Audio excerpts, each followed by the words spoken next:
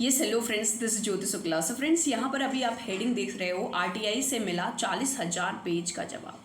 RTI से मिला 40,000 page का जो है जवाब। और इस जवाब को, इस रिप्लाई को इन्होंने एसयूवी में, ठीक है, एसयूवी में भर करके ले। आप सोच सकते हो, आप किसी से क्वेश्चन करो, आप किसी से क्वेश्चन करो और वो आपको आंसर दे 40,000 पेज में। कभी ऐसा सोचा है? कभी आपने इमेजिन भी किया है? हाँ, तो ऐसा कुछ देखने को मिला है कि ये एमपी की एक पर्सन है। आप देख सकते हो उनकी, ये देखो, पहले बात तो ये रिप्लाई देख लो, 40,000 पेज का रिप्लाई पूरी गाड़ी में भर करके जा रहा है। तो कोरोना संबंधी जानकारी थी। ऐसी कौन सी जानकारी इन्होंने पूछ लिया था? तो इन्होंने पूछा था कोरोना संबंधी जानकारी एक हॉस्पिटल से। तो जानकारी आरटीआई के तहत मांगने पर एक व्यक्ति को स्वास्थ्य से 40,000 पेज का जो है वो रिप्लाई मिला।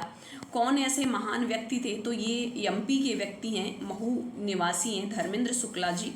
मुख्य चिकित्सा एवं स्वास्थ्य अधिकारी के पास ये आरटीआई जो है वो इन्होंने लेकर के गए थे। आरटीआई इन्होंने दाखिल किया था और इन्हें जो है इसके बारे में आंसर मिला था, और मिलना भी चाहिए, क्योंकि ये उन महामारी के बारे में, कोविड जो है वो कोई थोड़ा मोड़ा इसकी जानकारी थोड़ी ना होगी। ये काफ़ी बड़ा, एक बहुत ही बड़े लेवल का हो जाता है। तो ऐसे में ना अब आपको ये जानना ज़रूरी हो जाता है कि आरटीआई क्या है, व्हाट इज़ आरटीआई। तो अगर हम सबसे पहले आरटीआई के फुल फॉर्म की बात करते हैं तो ये हो जाता है आपका right to information. Right to information ये आया कब था? क्या ये स्टार्टिंग से था? नहीं, ये कोई कॉन्स्टिट्यूशनल वो नहीं है, लेकिन ये है कि हाँ, हमारा जो राइट, जो फंडामेंटल राइट है ना, उसमें लिखा तो नहीं गया है, लेकिन फंडामेंटल राइट का जो 19(1)(a है, ठीक है, 19(1)(a है, यानी right to freedom, freedom of speech, तो ये उसको प्रोटेक्ट करने का काम करता है। ठीक है, तो मूल अधिकार को प्रोटेक्ट करने का काम ये आरटीआई करता है। अब इसके बारे में थोड़ा सा जान लेते हैं कि आरटीआई आया कब था। राइट टू इन्फॉर्मेशन एक्ट जो है वो 2005 में आया था। कब आया था? 2005 में। तो इसका जो बिल आया था वो 22 मई 2005 को जो है वो पास किया गया था। 22 मई 2005 को पास किया गया था। लेकिन जब हम इसको इफेक्ट में लाने की बात करते हैं कि ये कब से इफेक्टिव हुआ था, तो ये 12 अक्टूबर 2005 से इफेक्टिव हुआ था। 12 अक्टूबर 2005 से इफेक्ट में आया था। पास कब हुआ था? ये पास हो गया था मई 2005 में ही, 22 मई 2005 में ही, लेकिन इफेक्ट में आया ये 12 अक्टूबर 2005 से। ठीक है, तो तब से ये जो है, यहाँ पर अगर कोई भी इंडियन सिटीजन पिटीशन दायर करता है तो उसको उसका आंसर देखने को मिलता है। ठीक है, अब इसमें बात करें कुछ और भी खास चीज़ों की, तो यहाँ पर अगर पिटीशन दायर किया जाता है, किससे रिलेटेड? लाइफ और लिबर्टी से रिलेटेड। अगर लाइफ और लिबर्टी से रिलेटेड कोई पिटीशन जो है दायर किया जाता है तो वो विदिन 48 आवर उसको रिप्लाई मिलेगा। ये ऐसा इस एक्ट में बनाया गया है।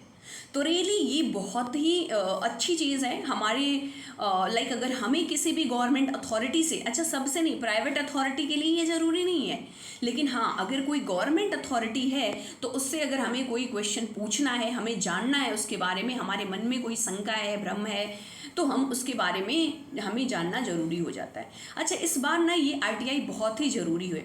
क्यों ज़रूरी है? क्योंकि देख रहे हो, एक तो 40,000 पेज का, एक बार कोई न्यूज़ पढ़े ना तो उसको 40,000 पेज का, मतलब ऐसा कभी किसी ने सुना नहीं होगा कि 40,000 पेज का रिप्लाई किसी को मिला।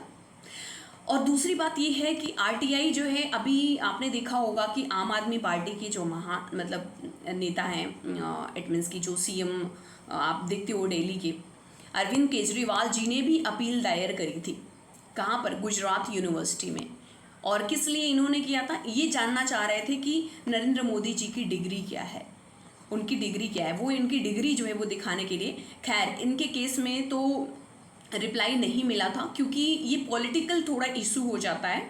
तो पॉलिटिकल इश्यूज़ को अगर हम छोड़ दें, हमें इसका क्या है, एडवांटेज लेना है, डिसएडवांटेज नहीं। किसी को नीचा दिखाने के लिए हम आरटीआई जो है दायर नहीं करेंगे कि हम चलें डिफरेंट विभिन्न नेताओं की जो है उनके कॉलेजेस में जाएं, उनके स्कूल में जाएं और फिर ये देखें कि उनका कैसा रिजल्ट था। तो ये जो है वो पर्सनल यूज़ हो जाता है और इसका कोई इफ़ेक्ट सही देखने को नहीं मिलता है। तो होप सो आप आरटीआई के बारे में अच्छे से पढ़ लेंगे, क्योंकि आने वाले एग्जाम्स के लिए आरटीआई काफ़ी ज़्यादा इंपॉर्टेंट बन जाता है, क्योंकि ये न्यूज़ भी काफ़ी ज़्यादा रहा है पिछले दिनों और इस समय पर भी आप देख सकते हो। तो होप सो आपको ये सेशन अच्छा लगा होगा, और अगर आपको सेशन अच्छा लगता है तो प्लीज़ ज़्यादा से ज़्यादा शेयर करिए, और अगर आपने चैनल को सब्सक्राइब नहीं किया है तो प्लीज़ सब्सक्राइब कर दीजिए। चलिए मिलते हैं किसी नए वीडियो में। Bye bye and take care.